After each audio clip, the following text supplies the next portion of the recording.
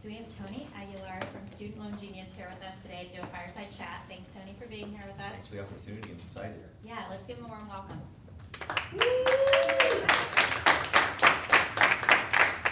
Okay, so we want to learn all about you. So can you tell us about your background, your family, and where you grew up? It's my sister over there, the yellow. Oh, hi. I could blush a little bit. Yeah, so I grew up in a really small town in West Texas called Pecos. Anybody heard of it? Yeah, it's like 5,000 people in the middle of nowhere. It's like 7 hours from here. So grew up there. It was a really cool place because all my cousins and aunts and uncles and grandparents, like from both sides, lived there. So I had an amazing childhood. We grew up very humble, if that's one way to put it. And then from there, we kind of forced our parents to leave Pecos and go to North Richland Hills outside of Fort Worth. That's where I finished high school. Went to Indiana to study finance and business law, and then became a professional poker player and moved to Austin. So many things to talk about in that. Okay, so I want to hear about your professional poker playing days. Can you talk about that? Sure. So I got into poker through just playing like cards with my college roommates, and so we would, $5 buy some beer, and 10 buddies would come over and we'd play cards, and then for like a month straight, how should I put this? The least intelligent guy of the group kept winning. It would drive me crazy that this guy could beat me at cards, and so then I went and bought a poker book, then looked up poker online, and I just discovered this whole underground world of poker, and it just sucked me in. So just learning cards is fun, but learning how the probability and the numbers and psychology that goes into it, it just kind of sucked me in.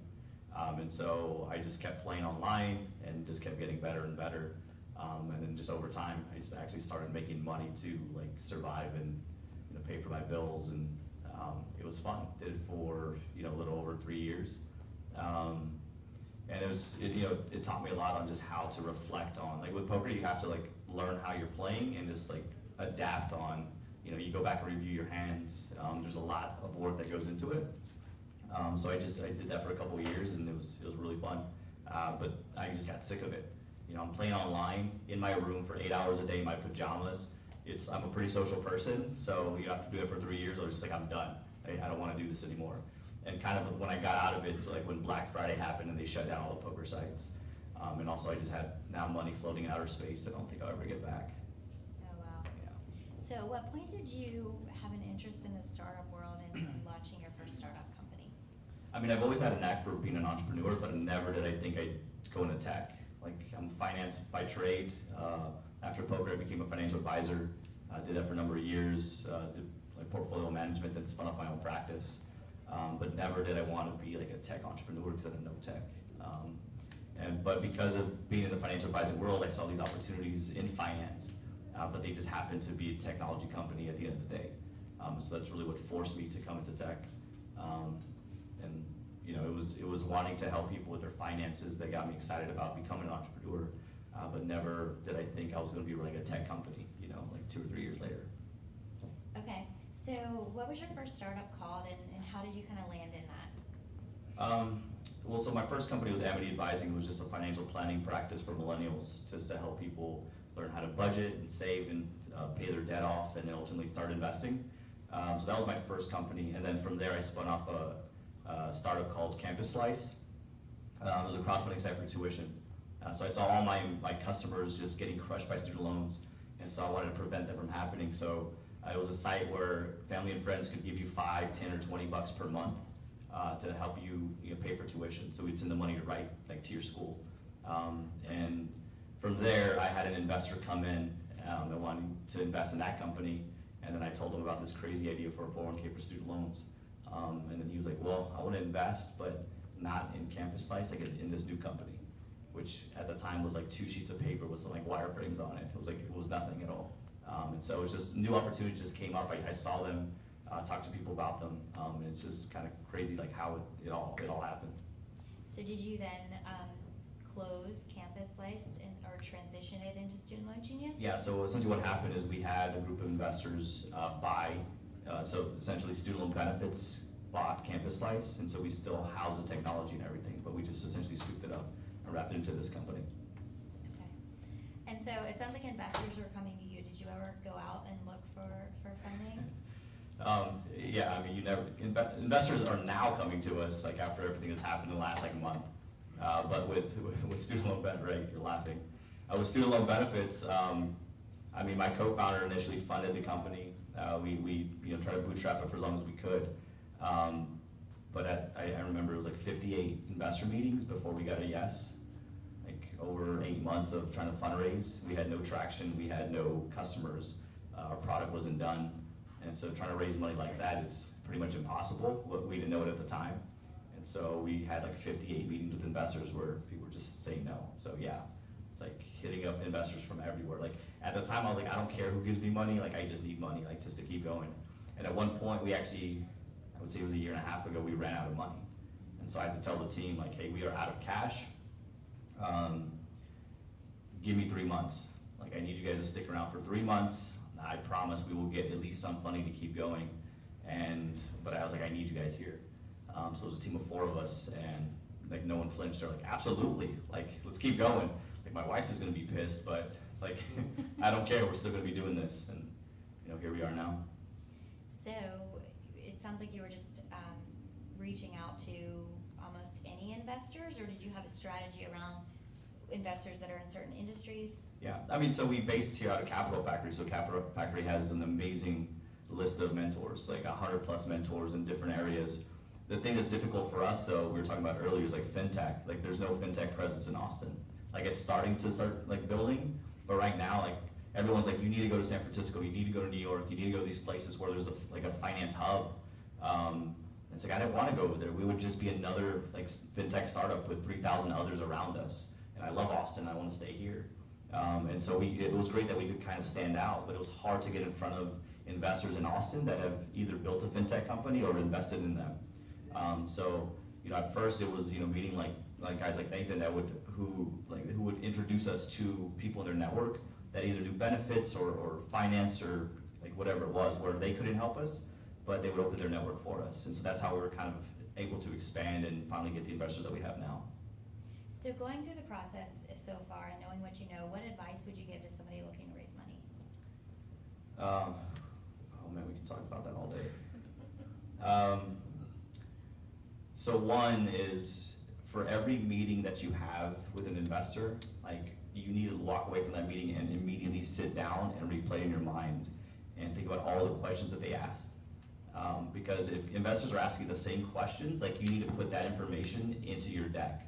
Like you don't want investors to walk away with a ton of questions. And also the mindset that you have going into those meetings needs to be, like your goal for that initial meeting with an investor is not to get money or get a yes, it's like, I need to get the next meeting. Like that's it, like that is your goal, like keep them excited. Like you don't want to like go through every part of your business. It's like, how can I keep them so excited about what we're working on to get that next meeting? Because you'll then dive into the specifics, the details later on. But your goal for that first or second meeting is like, how do I get that next meeting? I see so many entrepreneurs, and I did it myself too. It's like, are they gonna write a check at the that first meeting? Like you don't think about that stuff, but that's what you're trying to do. Like you're pressuring so hard, hoping to close within like a week, and it just doesn't happen. So like go in there, like this is my goals to just get that next meeting. What do I need to put in the deck to keep them excited about what we're working on? Okay, thanks. So you just raised $3 million in the seed round. How has that changed your business, and how has it changed your life? Yeah, it's been really fun.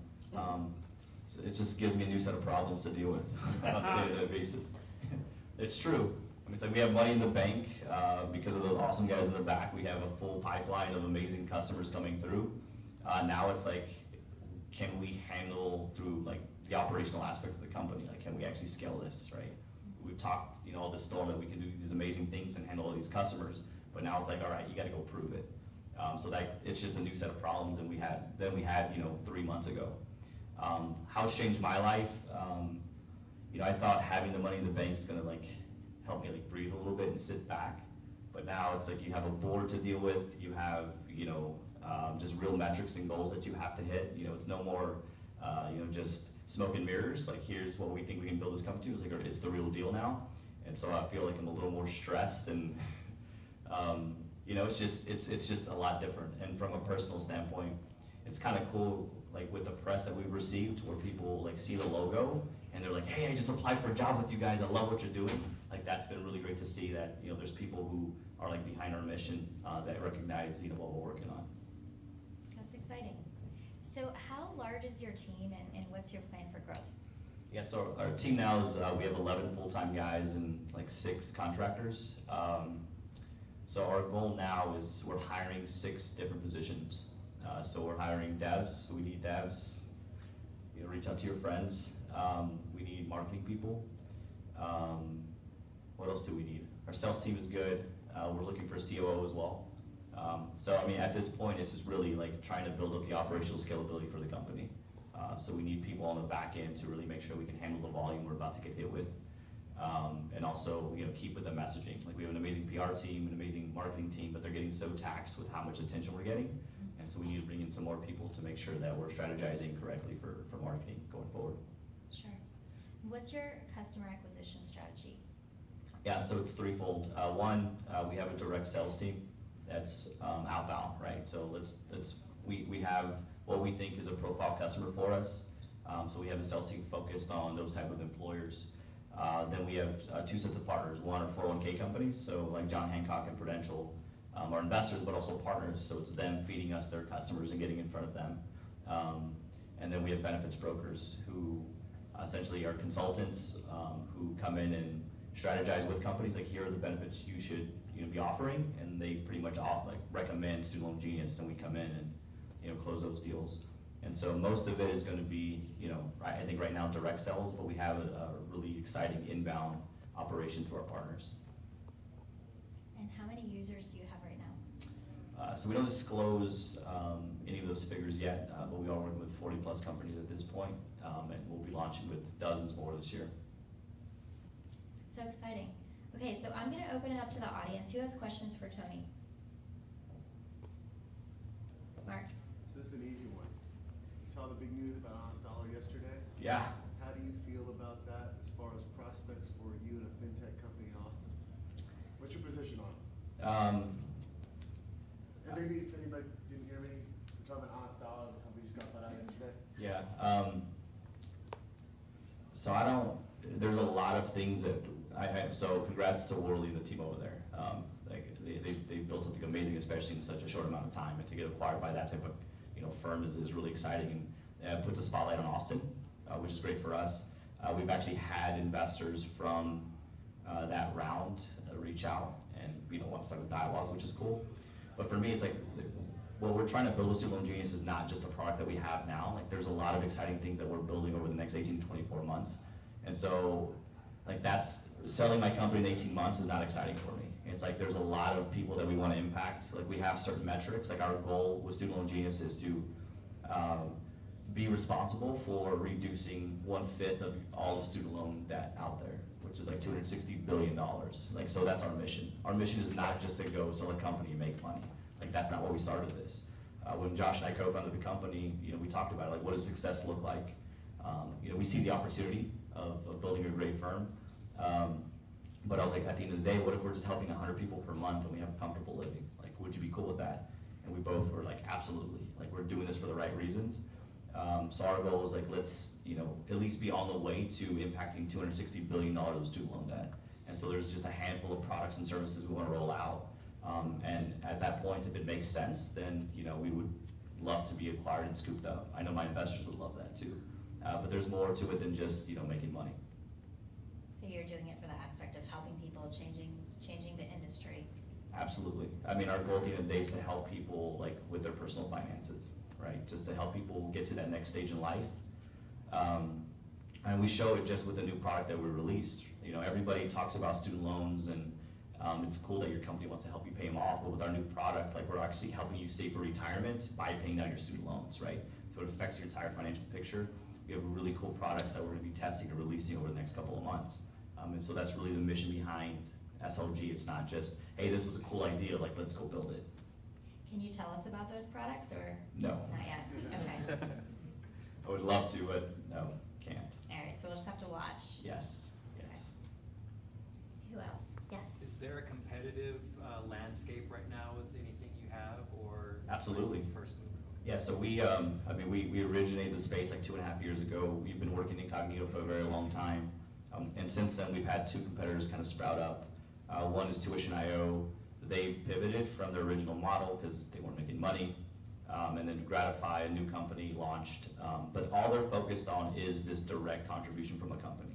Like the products and services that we offer, the way we think about it, the partners that we're going after, it separates us completely from them. And that's ultimately why Prudential and Hancock invested in us, where they vetted both other companies to invest in, and decided to choose us and work with us closely.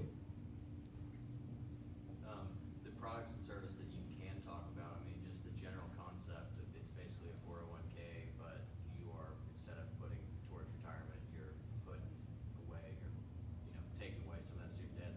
Is there like a company match that you try to incorporate as well? Yeah, so there's three things that we do. The way we break it down is fix, pay, match. So fix, we built a Genius Advisor. It's essentially a recommendation engine to help people find the best plan. So everybody in here knows that people have a lot of student loan debt, but what people don't know is that debt's spread across like 3 or 4 different services when you leave school. And people are just confused, like I have no idea what my options are. So what our tool does is like TurboTax for student loans. And you answer a couple questions, our recommendation engine shows you here are the plans that you're eligible for.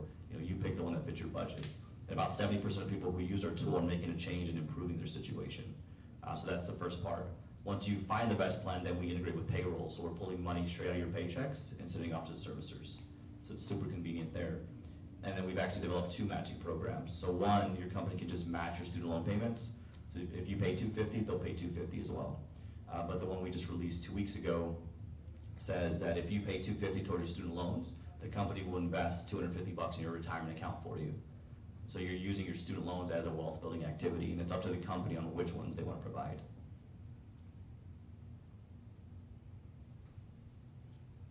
Those are softballs, come on.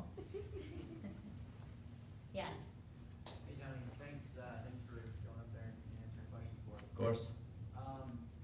You mentioned what success looks like for you guys. Yeah. In terms of 1/5 of all like aggregate student debt being taken care of by your policy. As a founder, as like a company that's going to continue to evolve, as more and more people start to compete with your product, how do you go about staying attached to one vision as like this is what success looks like for us, or like how dynamic is that for you? Yeah, I mean, I think it's threefold. One, it's who you put around the company, so it's the team, right? So you need to be hiring people that have the same vision, that fit the same culture, and so that every goal that you're like eyeing, everyone's bought in. And so we pulled a phenomenal team together from the very beginning and have kind of just set that DNA, right? So as the company evolves, like that structure's there, and everyone's in it for the right reasons. And if you're here to just make money, or you're here to just want to build a massive company, like you're not going to be a good fit for us. So that's the first part. The second is partners. So we only take in investors that see the same vision as us, right? Like at this point, I really think we can take money from pretty much anybody, but we're very keen on who we're going to let into the family and like why they're here. And so with Prudential and Hancock, they may be massive companies, but if you really get to meet the guys behind it of why they invested and what they're trying to do within their organizations, it's perfectly aligned with what we're trying to go for with our company. So it's really a matter of just getting the right people around the table to like go after the same vision. You mentioned that your employers can choose to either pay into the 401k or pay into the student loan. Are you seeing a trend on which they're choosing, and if one or the other, what's their motivation to choose? Yeah, so we're seeing about 3 to 1 where companies are guided more towards the 401k side. And the reason for that is pre-tax dollars on one case, right? So it's pre-tax for the employer. That's a huge benefit, when you're talking about companies and their bottom lines. But also with the 401k side, companies have already budgeted for these dollars, right? They've already budgeted for their employees to have access to this match. But a lot of these companies have tons of employees who aren't taking advantage of it because they can't afford it. So what we're saying now is that you've already budgeted for these dollars, they're not getting used, but now we can put those dollars to work, and it doesn't cost you anything more, but the impact on employees is massive. And then the third part would be employees love the concept that I'm helping people pay down their debt and save for retirement, right? So it's on both sides. And so right now it's about 3 to 1 where companies are choosing the 401k side. What's your average employer size? What does that number say? We're looking at about 1,000 employees on average. Yeah, about 1,000 now, but it's gonna differ from how we're bringing in like sales. So on the direct side, we're going after smaller type companies, through, you know, our benefits brokers and our 401k partners. Like, they're gonna be bringing in companies that have like 4,000 plus employees. So, you know, we'll see, like, ask us in 6 months, like that may be skewed more on the higher end. Okay. Sorry, I keep getting text messages, it's bothering me.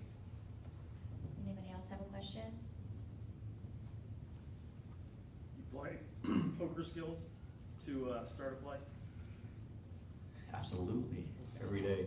No, I think the first one is, like I mentioned earlier, self-reflection, right? It's like, how did I play this hand, or how did this deal work out, or, you know, how did this marketing strategy actually play out? Let's sit down and like digest that and figure out what could we have done differently, and then keep constantly improving and testing things out. So that's the first. And the second, I think, is just, it's the data itself. With poker, there's so much data. We use these tracking, you know, platforms that would track all the data of how you played hands and what your competitors were doing. And so at the end of the day, like on our sales side, on our marketing side, like everything we do with PR and marketing is all data driven. It's not like, let's just go make noise and see, you know, how many likes we can get. Like, that makes no sense. That's my marketing guy over there. No, but everything that we do is like strategically placed, like, okay, here's what we're gonna do, here's the amount of resources we're gonna spend, and what is that gonna turn into, like, as far as sales, right? So it's all data driven, same thing with poker. And also negotiations. You know, just the psychology of picking up patterns and how like hands are played, like a lot of that stuff is used, I think, on the negotiating table in sales and investor meetings. So what keeps you up at night? I'm sorry. It's a good question. Let's go to that one first. Well, I guess it's gonna be somewhat similar. You alluded to it briefly earlier about some of the new challenges you're facing right now, but, you know, setting the stage for really scaling your business. Yeah. What do you see over the next 6 to 12 months as being your biggest challenges as far as from an operational perspective to scaling?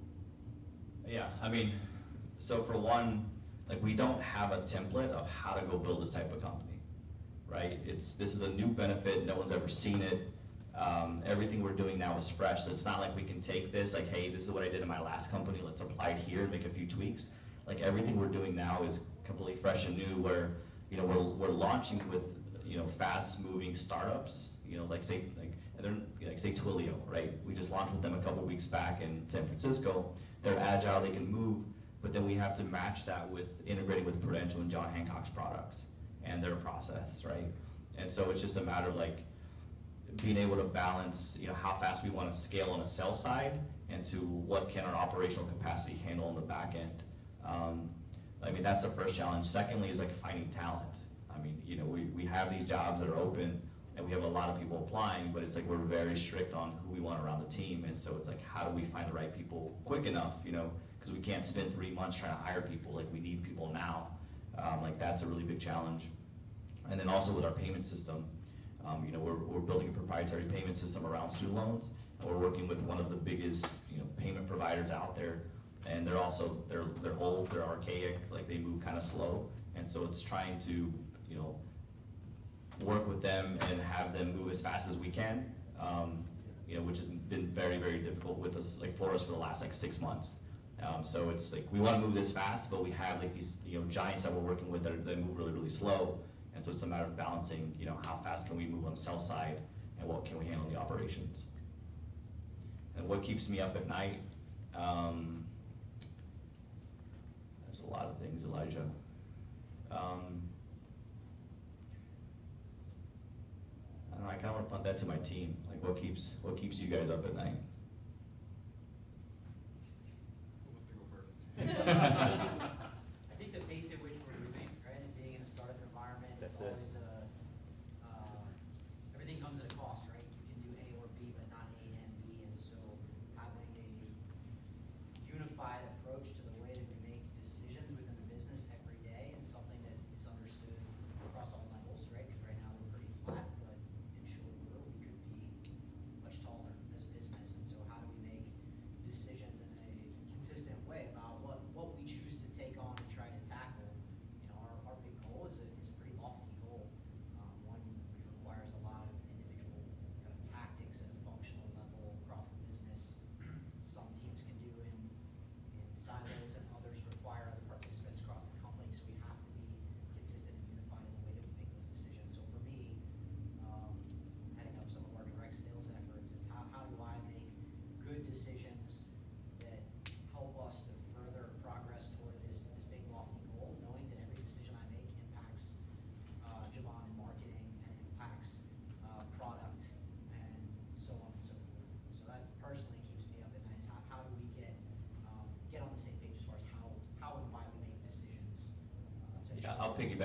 too. It's like, okay, you raise money, but that's only gonna last for, we said 16 months, but at the pace now that we're hiring because we need these people, it's like maybe 12 months.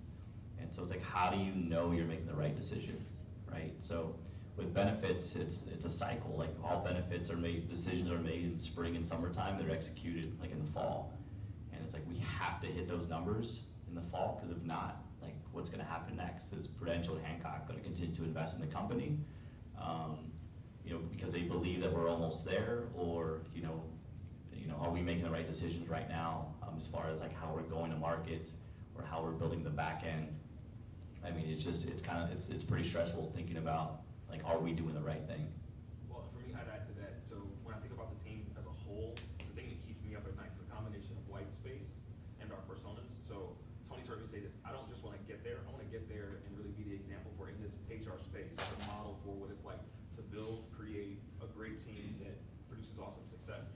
The issue there is that we're dealing with white space. It's a canvas. None of us, know, and we're all creators. Like Seth's an entrepreneur at heart, Tony's an entrepreneur at heart. So when Seth's thinking about any of his decisions, he's thinking about my world. I'm thinking about how what I do affects dev. And I just wish we had more time in a room together. Like if we could just hang out for days in a house, and with like the rest of the world taken care of, I'm sure we could solve, all of our problems in the short term. But you've got to run while tying your shoes. You recommending an offsite? Again. Get a house. Okay, then get a house too. Yeah. I mean, we are looking for office space too, so we need to be out in like 6 weeks. So if you know a spot, let me know. If we can crash with you something, just let us know. We got to get out of here pretty soon. And also, I feel I'm pretty hard on the team. Is that right? Sometimes. Yeah. No, I mean, and that's the thing. It's like, I don't want us just to be another FinTech company. I don't want us to be another student loan benefit company. Like, I don't want us to just be another company in the mix. Like, I want us to be the best, like, at everything we do, from the products that we're building to how we tackle the market to the team that we've put together, how we do business, like the reputation that we have. Like, I don't want us just to be another company. Like, I want us to be the greatest at everything. And so I feel like sometimes that puts a little pressure on the team, and it's a little too much. But it's like, I'm never, like, they're gonna have to push back on me. Like, I'm never gonna stop doing that. And sometimes it causes tension internally, right? It's like, and this is like a family, like where you're going through these problems and issues, you're growing up together. It causes some tension internally. And so it's like, how do we, as we're growing this fast, put this like culture that we want like SLG to have in like 5 years, like right now. So it's like balancing all those different parts of the business. Like it's hard, and there's no, I can talk to every mentor in here. I can read every book on startups, but there's no like template or blueprint, like here's how it's done.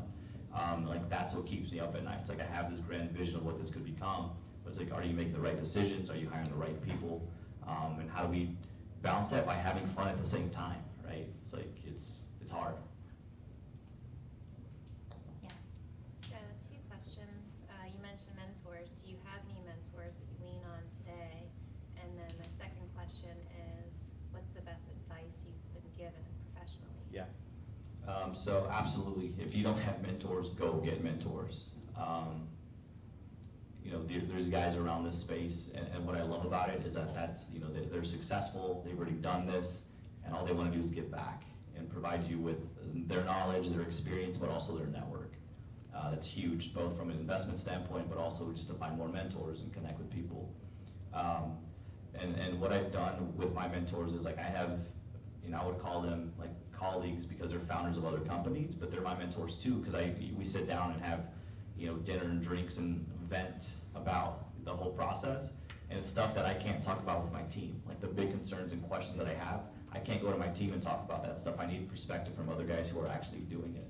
But also I've constructed mentors who are like 5 years of where I am now and where I want to be and get their perspective. Another mentor is like, he's 12 years older than me, but he's maybe like 10 years more experienced than I am. He's done this twice. And I have a mentor who's in his 60s. So he's been there, done that, has no care in the world, just wants to give back. And so when I have big concerns and issues, I can go to all of them and get so much different perspectives on that. And that ultimately helps me make the decisions. I would say the best advice that I was ever given was celebrate the small wins.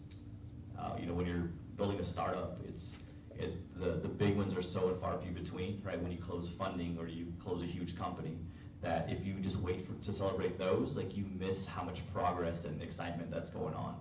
So with our team, every exciting point of the company, we have a celebration.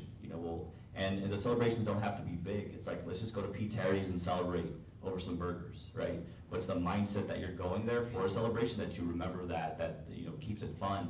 And if you keep doing that, it's like you see the progress that you're making over time instead of waiting for that next big win. Similar to the Honest Dollar story, do you ever see yourself or your company selling kind of the rights to that analysis software? If I'm understanding it correctly, it kind of tells you what to spend down first. Do you ever see yourself like selling that to third-party financial institutions for them to use or for their advisors to use? I mean, so we're in conversations right now with white labeling Genius Advisor. So I wouldn't sell it, I would license it. Yeah. But yeah, our dev team, that's something we constructed at the very beginning. Everything that we're doing is we're built to share. It just gives us more opportunities if we're able to like white label our platform. It just opens up the doors for new opportunities. So we are in conversations with banks where they can just white label Genius Advisor. The payroll system, or the matching are not a component of that, but it's a recommendation engine that banks could use as a valuable tool for their consumers. They're trying to find millennial customers, and banks can't go on college campuses anymore and provide credit cards. Like that was their way to acquire users back in the day. They can't do it anymore, it's illegal. So here's a tool where all millennials have student loans. You put this in front of them, I can acquire users, and it's saving them money, and you just cross-sell from there. And so we started those conversations to see if there is an opportunity for us. You said that you need talent. How are you going about finding that talent and bringing them in? What are you offering? You are a startup, you're small. Yeah. So what are you doing to bring in and retain that talent? So the way we're attracting talent, one, like stuff like this, like I really don't like doing it that much. The PR and the press, like I don't like all the attention for that. Like the reason we do that is to generate deals and to get eyes on what we're doing and using it to recruit. Like that's why we're doing a lot of press and marketing right now. And so most of that is the way we're acquiring a lot of our candidates is through our network. Like I want to be able to build organically through Austin and through our connections. Like I will never use a recruiting firm. Like I refuse to go that route. I want us to build organically from our network. And it's great when you get somebody who was recommended by somebody else. Like that validation's already there. They worked with them in the past, and we've been able to do that with our team. And if you keep doing that, I feel like we're putting this DNA together where the team meshes so well that it's going to keep attracting those type of people, right? And then what are we offering as far as benefits? So soon we will be launching with our own healthcare. Like we do stipends right now, but we're going to have our group healthcare. We're going to be offering our own benefit, of course. Unlimited vacations. You get to work in a cool place like this. We give you $2,500 a year for just development. So if you want to go to conferences or buy books or do whatever it is to help you keep growing. One of the things I tell anybody that's wanting to work with us is that I know in 5 years I'm going to be the only guy left. Like in the startup world, people leave and bounce jobs, but I want to make sure that SLG is a place where people can build on their career, like whether on a personal or a professional level. Can we keep guiding you and teaching you skills, introduce you to the right people, and just keep growing? Any more questions? Yeah, you mentioned licensing as a form of revenue. Is SLG set up for management fees, or how's the revenue structure set up? So right now, with our benefit, companies pay an annual subscription to offer the Genius Advisor tool, which is a platform, and then we charge a monthly payment processing fee to move money from paychecks to the servicers. That's your question? Yeah. What are some books you've read that kind of inspired you? So people ask, what's the best business book you've ever read? I always say The Alchemist. Like The Alchemist is my favorite book. It's not a business book. It's the only fiction book that I enjoy reading. Like I don't like reading fiction at all. But The Alchemist just helps, it's all about finding your passion and your essence for living. And I think that's how you should be going into the business. Like what is it that you want to do with your life? Like how do you want to spend your time? Like that's more important than learning business skills. like all those business books, like, it doesn't matter. You're gonna learn the skills by actually building a company. Like, so don't go spend, like, reading, 20 business books thinking you know everything about business. I think it's a waste of time. It's like, read books that are gonna help you in that moment. And then, you're just gonna learn by talking to other people that are doing it and actually doing it. If you could recommend a FinTech mentor here in Austin, who would you recommend? I don't have a FinTech mentor here. Well, I would say Henry Yoshida from me. That's more on the 401k side. But other than that, there's nobody that's in FinTech that's. Definitely a huge opportunity here in Austin. Yeah, Justin Fisher, who was CEO of Q2E Banking, that I'm trying to recruit and work for our team.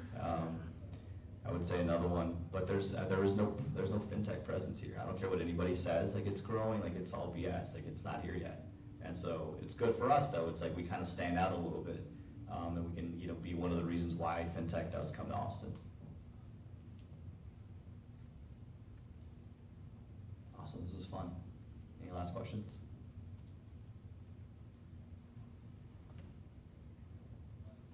Okay, well, thanks so much, Tony, for being here with us today, and we're gonna open it up for everybody to come up and meet you and talk to you. Thank you.